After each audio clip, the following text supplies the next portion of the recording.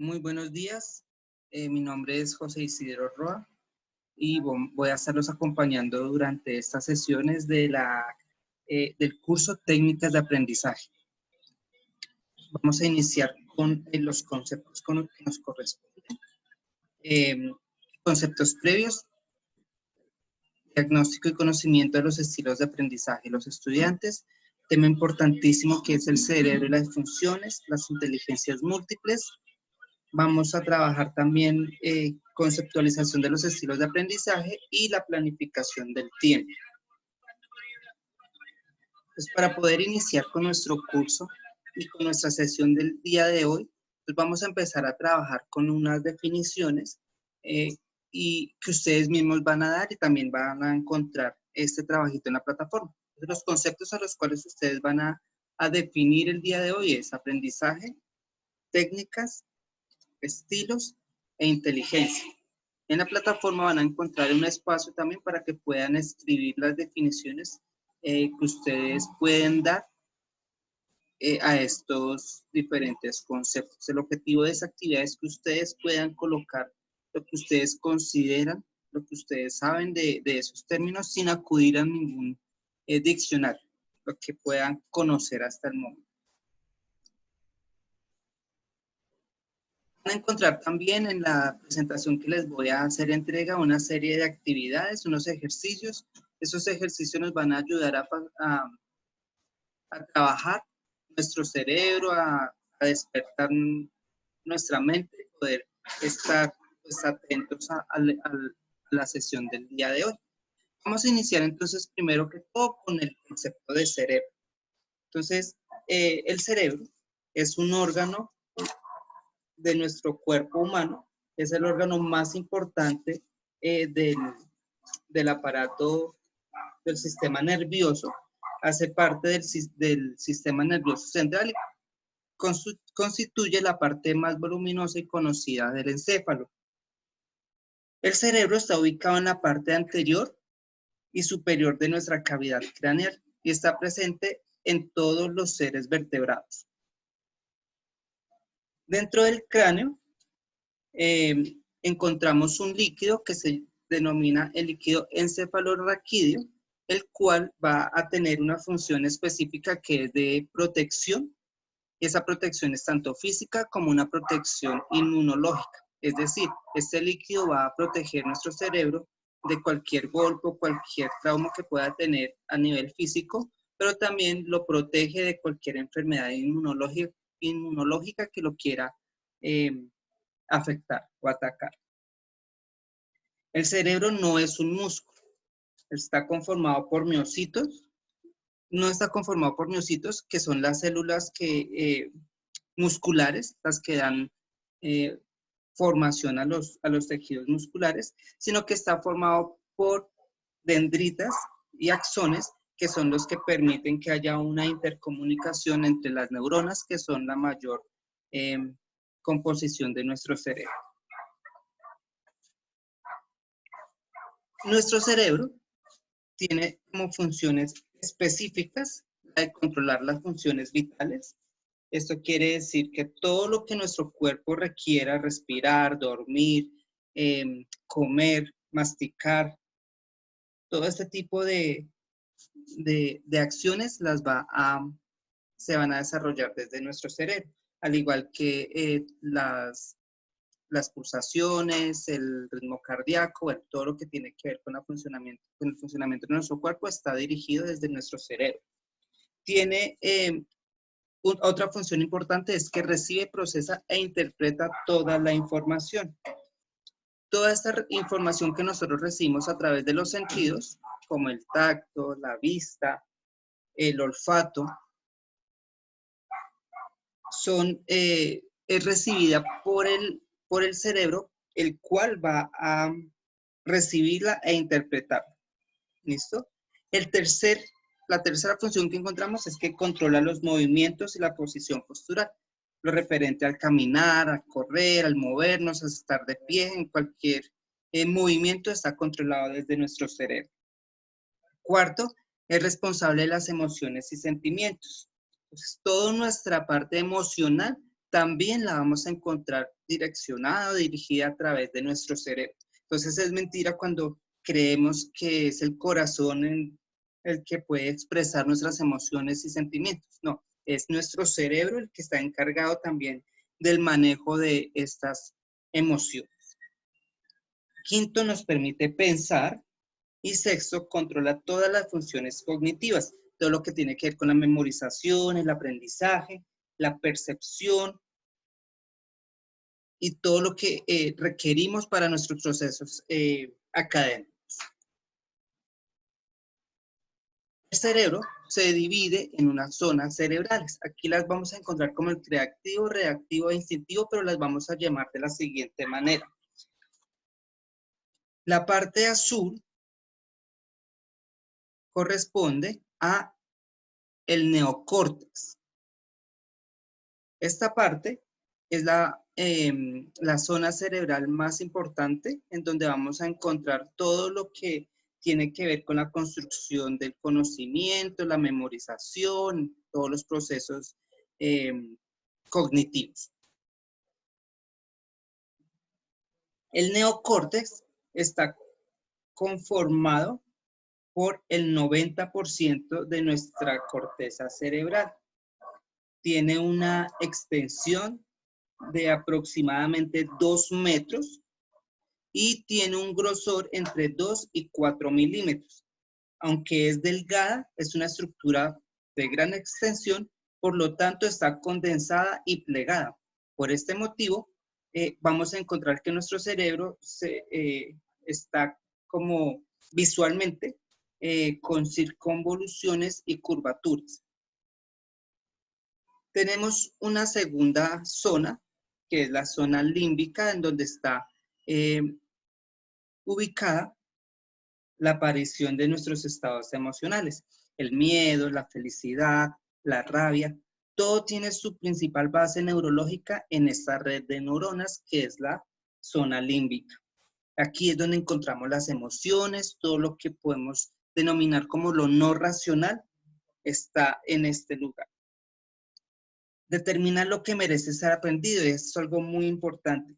Y es que es aquí como vamos a determinar el modo en que vamos a memorizar o vamos a aprender, dependiendo de esas sensaciones placenteras o dolorosas. Entonces, si un aprendizaje o si una situación tiene un significado que lo podemos relacionar con las emociones, es decir, si nos agrada o si nos desagrada o si nos molesta, así mismo va a ser también el nivel de aprendizaje que podamos tener de esas experiencias o de estos conceptos. Y tenemos una tercera zona, que es la zona a la cual se le denomina el cerebro reptiliano. Es el que compartimos con otros mamíferos y reptiles. Se encarga principalmente de poner en marcha nuestras funciones más básicas y primitivas, como por ejemplo, protegernos de posibles amenazas, defendernos y huir para asegurar nuestra supervivencia. Esta zona, la zona del cerebro reptiliano, es el encargado de llevar a cabo algunas conductas inconscientes e involuntarias, como cuáles, como la respiración, la presión sanguínea, la temperatura, el equilibrio, entre otras. Ocupa más o menos el 5% de nuestra masa cerebral. La zona cerebral del reptiliano es una zona que no es reflexiva, es decir, esta actúa de manera inconsciente y por instinto. Impide el desarrollo de objetivos, ya que se siente seguro en terrenos conocidos. Sin embargo, cuando se adentra en terrenos desconocidos, se siente sumamente amenazado y prefiere huir y escaparse antes de enfrentar algo nuevo. ¿Cuáles son las funciones básicas entonces de nuestro cerebro reptiliano? La supervivencia, regular funciones vitales, evitar el dolor, el comportamiento territorial y la necesidad reproductiva. Aquí vamos a encontrar un resumen de nuestras tres zonas cerebrales, en donde decíamos que el neocórtex va a ocupar el 90% de nuestra corteza cerebral, el tamaño está entre 2 y 4 milímetros de grosor y alrededor de 2 metros de extensión. Y además nuestra zona del neocórtex está dividida en dos hemisferios, que más adelante vamos a revisar cuál es la función de cada uno de estos hemisferios. La zona límbica, que es la encargada de la aparición de los estados emocionales, está lo irracional, y la que determina lo que merece ser aprendido y cómo aprendemos. Y la zona del reptiliano, que pone en marcha las funciones primitivas, lleva a cabo las conductas conscientes e involuntarias, y lo más importante es que este tipo en esta zona cerebral no es reflexiva. Un ejemplo de esto es que cuando nos acercamos al fuego y sentimos el calor, no esperamos que se envíe una información en donde se le indica al cerebro que se está quemando y después de algunos minutos se reacciona. No, es inmediatamente que uno reacciona, por lo tanto, podemos decir que esto es una situación involuntaria y por lo tanto no podemos reflexionar en este tipo de acciones. El cerebro reptiliano, entonces, es el encargado de la parte de la supervivencia, regula las funciones vitales, evita el dolor. Está determinado también allí el comportamiento territorial y la necesidad reproductiva del ser humano. Por eso decimos que es el que compartimos con todos los seres vivos, haciendo referencia a los mamíferos y a los reptiles. Nuestra zona cerebral está dividida en dos hemisferios, es el neocórtex. Aquí vamos a encontrar la división de nuestro neocórtex, que es el hemisferio izquierdo y el hemisferio derecho.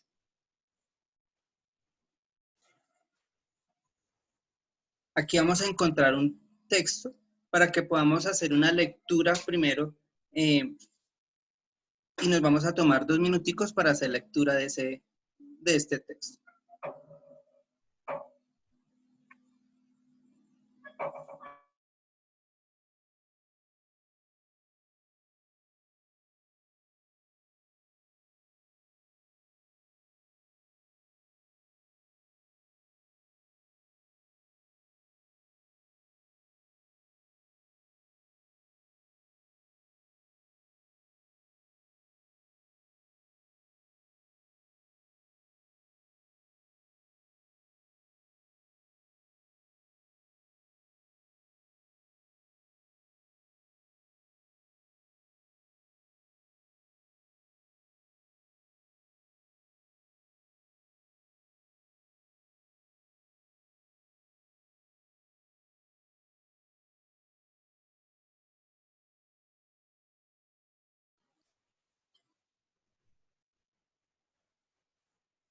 Entonces, espero que hayan podido realizar esta actividad de manera rápida, de manera fácil. Esto nos permite también despertar y desarrollar nuestros dos hemisferios cerebrales.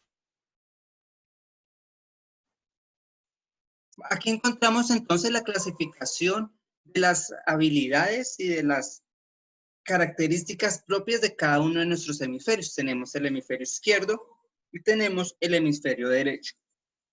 Entonces, rápidamente vamos a encontrar que las características más importantes del hemisferio izquierdo es que encontramos la parte lógica, todo lo que es analítico, lo explicativo y lo detallista. Encontramos lo lineal, lo racional, encontramos el lenguaje, lo que hace referencia al verbal, a lo verbal. Está también lo lógico, lo objetivo, lo explícito, ¿sí? Encontramos el pensamiento vertical, lo secuencial, mientras que en el hemisferio derecho vamos a encontrar la parte holística e intuitiva, descripción y lo global. Vamos a encontrar lo no verbal, lo simbólico, lo cualitativo, lo subjetivo, contrario al izquierdo que nos va a presentar la parte objetiva. Encontramos lo subjetivo, encontramos lo sentimental, lo divergente, la intuición, lo múltiple. Entonces, podemos encontrar las diferencias de nuestros dos hemisferios. También es importante que recordemos que nuestro hemisferio izquierdo va a controlar la parte derecha de todo nuestro cuerpo y el hemisferio izquierdo controla todo lo que corresponde a la parte izquierda de nuestro cuerpo.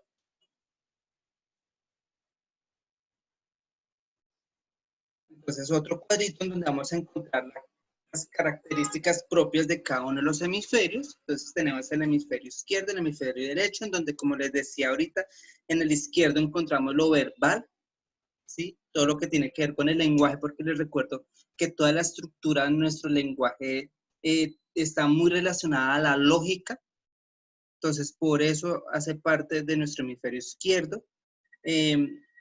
También está lo abstracto, lo temporal y lo analítico. Mientras que en nuestro hemisferio derecho vamos a encontrar lo no verbal, lo que es concreto, lo analógico, ¿sí? Lo atemporal. Otras características de nuestros dos hemisferios, lo racional en la parte izquierda, el digital, lo lógico y lo lineal, en contravía, por decirlo de alguna forma, de lo no racional, lo espacial, lo intuitivo y lo holístico totalmente de nuestro hemisferio derecho. Ya entendiendo un poco cómo está conformado nuestro cerebro y por qué nuestro cerebro actúa de ciertas maneras y qué también funciones le corresponden tanto a nuestro cerebro como a cada uno de los hemisferios con los que cuenta nuestro cerebro, vamos también a analizar un aspecto muy importante también, que son las inteligencias múltiples, y es de ahí donde vamos a entenderse también y comprender muchas de las actitudes y muchos de los comportamientos, pero también muchas de las formas en que nosotros aprendemos o nos podemos acercar al conocimiento.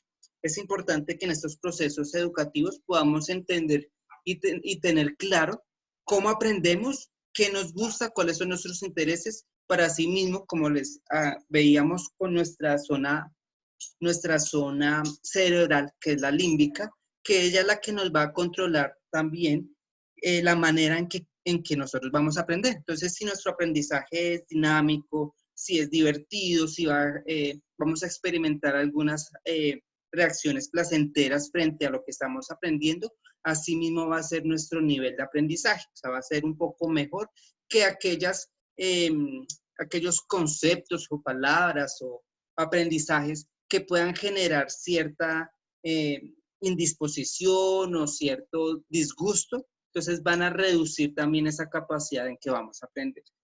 Entonces es muy importante, es que vamos a trabajar en este momento, son las inteligencias múltiples que plantea un autor que se llama Howard Gardner.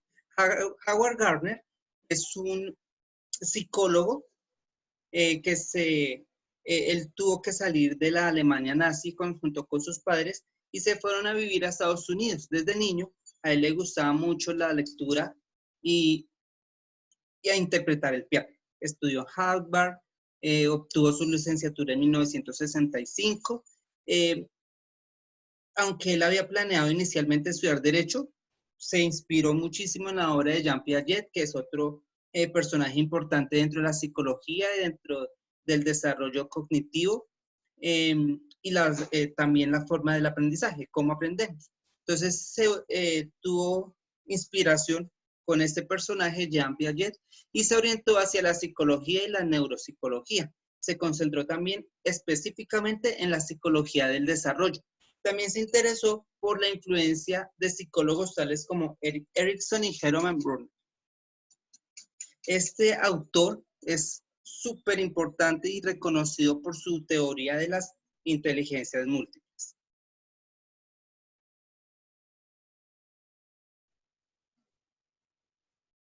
Tal vez ustedes han escuchado, o sus familiares o algún conocido ha de pronto presentado esas pruebas de coeficiente intelectual que se les hace para mirar el nivel y para revisar el coeficiente intelectual en el que se encuentra una persona. Entonces, este tipo de pruebas, para los que de pronto no conocen, este tipo de pruebas lo que permiten evaluar es más desde la parte lógica y la parte de la resolución de problemas. Y descuida un poco los otros aspectos que pueden permitir el aprendizaje también de una persona.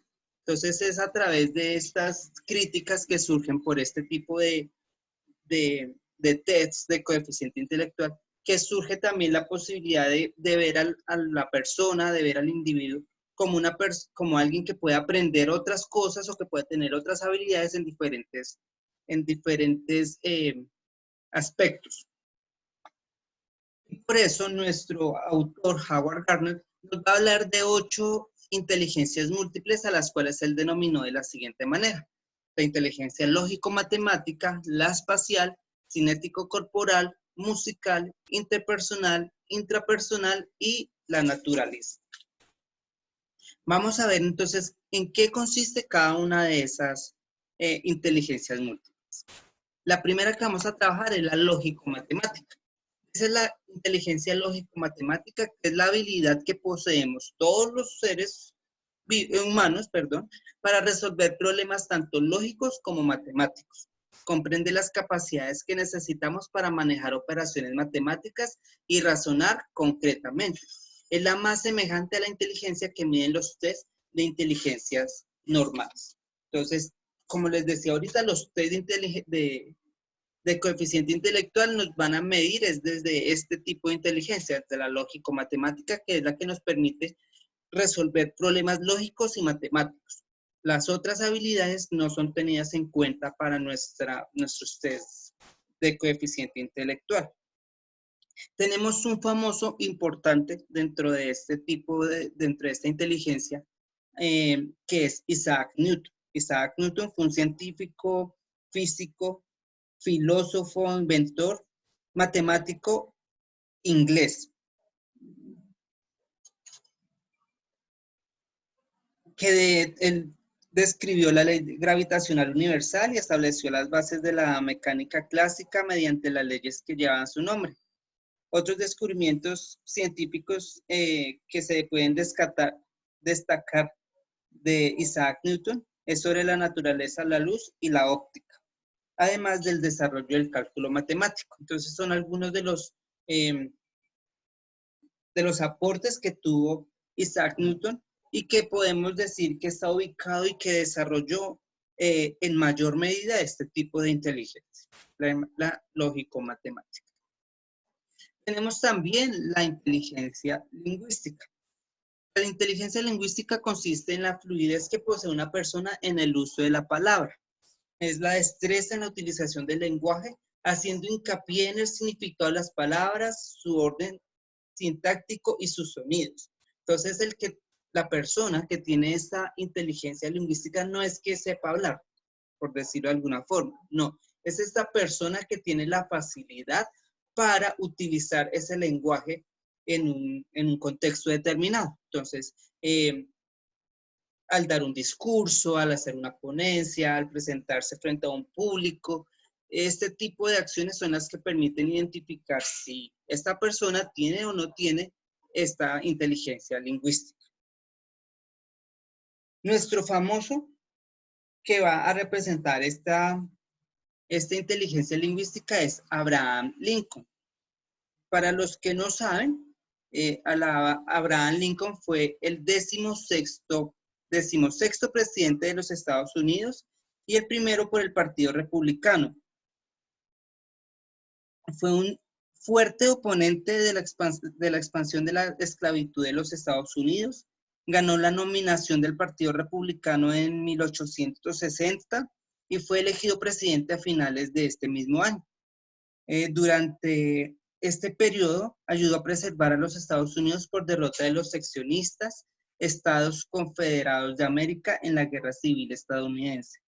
Introdujo medidas que dieron como resultado la abolición de la esclavitud en la emisión de su proclamación de emancipación en 1863 y la promoción de la aprobación de la 13ª enmienda a la Constitución en 1865. Entonces, como nos damos cuenta, vemos un ejemplo de una persona que tenía esta inteligencia lingüística, no porque tuviera un buen uso de las palabras, o que hablara bien, o que leyera bien, sino que es una persona que era un orador, que utilizaba su discurso y que lo hacía de una forma fluida, de una forma práctica, ¿sí? Y pues un poco más fácil que de pronto otro tipo de personas. Tenemos también nuestra inteligencia naturalista. La inteligencia naturalista consiste en el entendimiento del entorno natural y la observación científica de la naturaleza, como la biología, la geología o la astronomía. Entonces es esa persona que siente una mayor atracción o un mayor interés por desarrollar este tipo de temas más desde la biología, desde la ciencia, desde la naturaleza. Un ejemplo de este tipo de inteligencias es Jean-Baptiste Pierre. Este caballero fue un naturalista francés, uno de los grandes nombres de la época de la sistematización de la historia natural, cercano en su influencia a Linneo, el conde de Buffon y Cuvier. Lamarck formuló, también llamado caballero de Lamarck, formuló una de las primeras teorías de la evolución biológica, acuñó el término biología para designar la ciencia de los seres vivos y fue él el fundador de la paleontología de los invertebrados. Entonces vemos también que tuvo bastantes avances o descubrimientos para este tipo de aspecto que tenía que ver con la naturaleza, con el medio ambiente, con la biología. Nuestra siguiente inteligencia es la intrapersonal. La inteligencia intrapersonal es la capacidad que tenemos de relacionarnos con nosotros mismos, entender lo que hacemos y valorar nuestras propias acciones. Es el cómo nosotros nos entendemos de una forma individual, cómo es nuestra comprensión de sí mismos, cómo es el manejo que le damos también a nuestras emociones, a nuestras reacciones, a nuestros comportamientos. Si ustedes ven ahí la imagen de nuestra diapositiva, encontramos una película muy famosa que fue Intensamente, en donde podemos encontrar todo el conflicto y todas de pronto la expresión de nuestras emociones a través de diferentes personajes. Y el poder manejar este tipo de situaciones son las que nos permiten a nosotros utilizar y manejar este tipo de inteligencia intrapersonal, que es esa capacidad para entendernos, para relacionarnos a nosotros mismos, consigo mismos. Nuestro famoso, el cual está ubicado dentro de este tipo de inteligencia, es Platón. Platón fue un filósofo griego, alumno de Sócrates y maestro de Aristóteles. Platón es quien determinó gran parte del corpus de creencias centrales, tanto del pensamiento occidental como del hombre corriente. Demostró y popularizó una serie de ideas comunes para muchas personas, pero enfrentadas a la línea de gran parte de filósofos presocráticos y al de los sofistas, y que debido a los caminos que tomó la historia de la metafísica en diversas versiones y elaboraciones, se han consolidado. Su influencia como autor y sistematizador ha sido incalculable en toda la historia de la filosofía, de lo que se ha dicho con frecuencia que alcanzó la identidad como disciplina gracias a sus trabajos. Entonces podemos encontrar que algunas de las obras importantes también de Platón, recuerdan por allá en el colegio, cuando nos ponían a leer los diálogos de Platón. Entonces encontramos esta capacidad que tenía para relacionarse y para comprenderse en este caso consigo mismo. Tenemos también nuestra inteligencia interpersonal.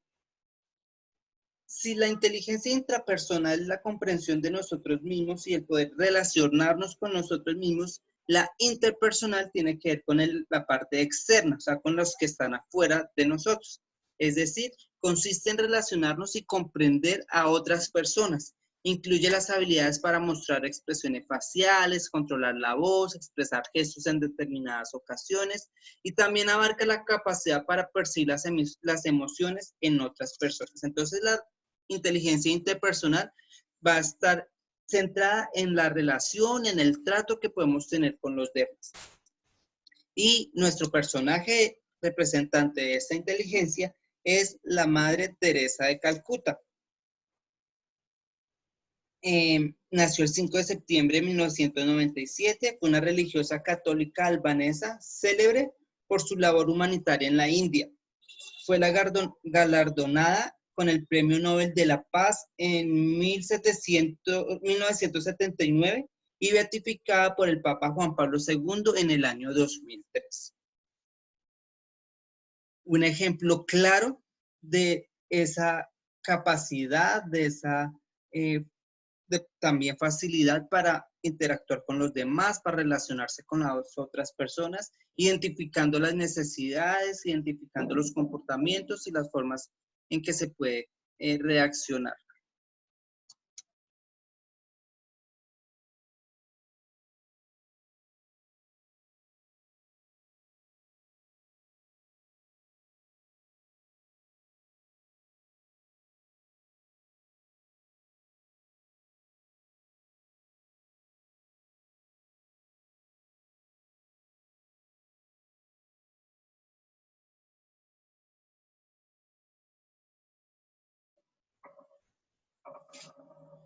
Bueno, seguimos entonces. Perdón que se me salió la presentación. Y vamos en la interpersonal. Listo. Tenemos también la inteligencia musical. La inteligencia musical es la habilidad que nos permite crear sonidos, ritmos y melodías. Nos sirve para crear sonidos nuevos, para expresar emociones y sentimientos a través de la música. Nuestro famoso representante que poseía este tipo de inteligencia musical es Beethoven, quien nació el 16 de diciembre de 1770. Fue un compositor, director de orquesta y pianista alemán. Su legado musical se extendió cronológicamente desde el periodo clásico hasta inicios del romanticismo musical, considerado el último gran representante del clasicismo vienés. Beethoven consiguió hacer trascender la música del romanticismo, motivando a la influencia de la misma en una diversidad de obras musicales a lo largo del siglo XIX. Su arte se expresó en numerosos géneros y aunque las sinfonías fueron la fuente principal de su popularidad internacional, su impacto resultó ser mayormente significativo en obras para piano y música de cámara. Y nuestra siguiente inteligencia es la cinético-corporal. La inteligencia cinético-corporal es la habilidad para controlar los movimientos de todo el cuerpo para realizar las actividades físicas. Se usa para efectuar actividades como deportes que requieren coordinación y un ritmo controlado, como el ballet y otros. Nuestro famoso que hacía uso de esta inteligencia es Michael Jordan. Michael Jordan, apodado Air o His Royal Airness, Su Majestad Aérea, es un exjugador de baloncesto estadounidense, retirado por primera vez en 1993, después en 1999 y finalmente se retiró en 2003. Él dejó un texto de su biografía en donde nos cuenta su historia dentro del baloncesto y también ha aparecido en diferentes revistas deportivas y tuvo un récord además por ser nombrado el deportista del año en 1991. Fue nombrado también mejor atleta del siglo XX y segundo tras Babe Ruth por Associated Press.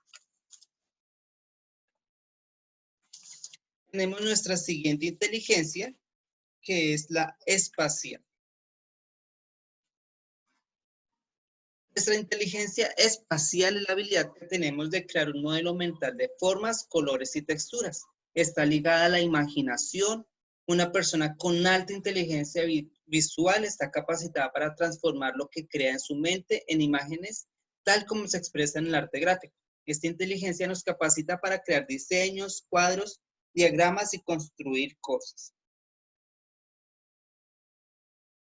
Nuestro famoso y muy importante Pablo Picasso es el representante que poseía esta inteligencia.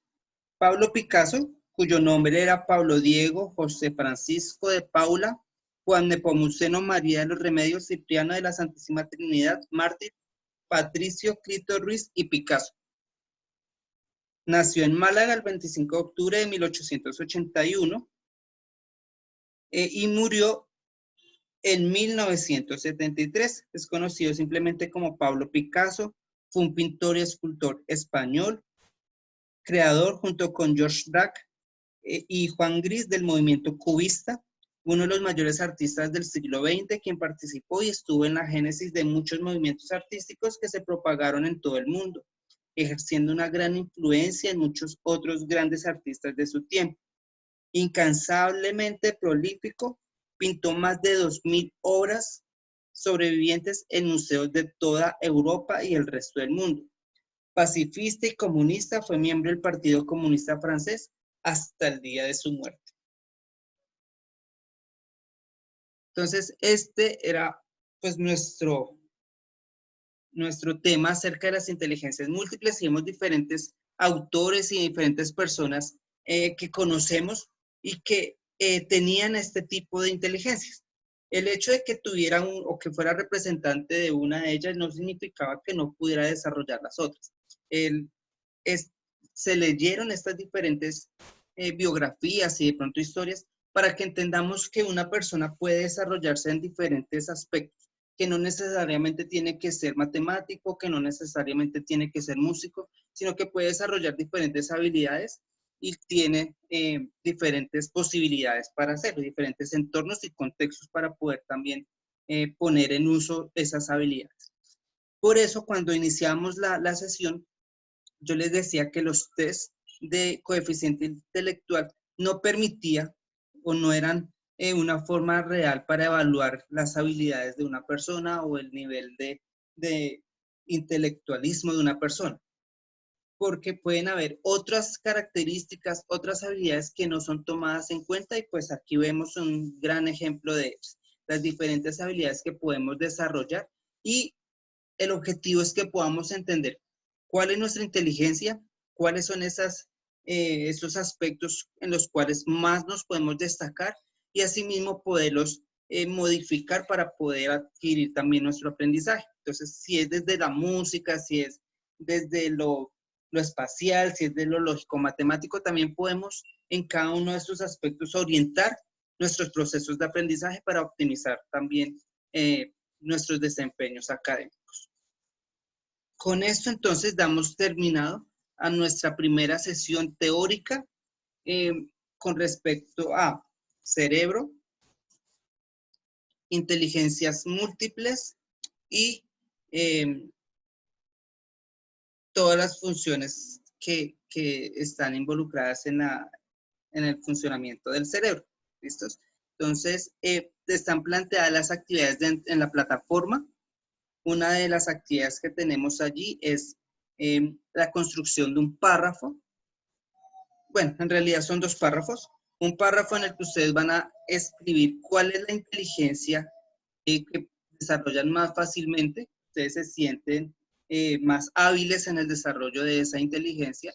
Y otro párrafo en donde ustedes van a escribir a cuál de esas otras inteligencias que trabajamos el día de hoy creen que podrían desarrollar de una mejor manera.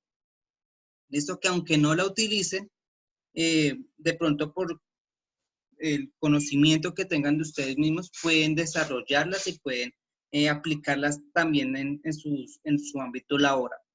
Entonces, la actividad es escribir un párrafo en donde van a escribir qué clase de inteligencia utilizan diariamente, y qué otro párrafo en donde van a escribir cuál de esas inteligencias que no trabajan podrían ustedes desarrollar más fácilmente. ¿Listo? Y nuestra segunda actividad es, a partir también de las inteligencias múltiples, vamos a elaborar unas frases en inglés. En la plataforma van a encontrar también una pequeña explicación acerca de los tiempos que vamos a utilizar. Para este caso vamos a utilizar el presente simple y vamos a construir oraciones en las que vamos a utilizar la inteligencia y vamos a utilizar las diferentes profesiones. Es decir, vamos a escribir oraciones como las que encontramos aquí en la presentación. The teacher used linguistic intelligence in her class. Entonces, la traducción es, la profesora usa la inteligencia lingüística en sus clases. Y así vamos a elaborar, a escoger 10 profesiones y con esas 10 profesiones vamos a mirar qué tipo de inteligencia desarrolla en sus labores este personaje. Entonces, esas son las dos actividades que vamos a desarrollar en plataforma. Ya está la plataforma habilitada y están también las fechas de entrega. Les recuerdo también que la sesión tiene un momento de retroalimentación que está para el próximo sábado. Les estaré informando vía WhatsApp por el grupo en qué momento vamos a hacer esa sesión de retroalimentación para que todos puedan, después de ver este video, plantear sus preguntas, sus interrogantes, revisar también la plataforma para mirar y revisar pues cuáles son las actividades y si tienen algunas dudas frente a lo que se ha propuesto. Y nos veríamos entonces el día sábado 4 de abril para poder hacer esa sesión de retroalimentación. Cualquier duda, cualquier interrogante, con gusto estaré atento para responderles. Muchas gracias, que estén muy bien.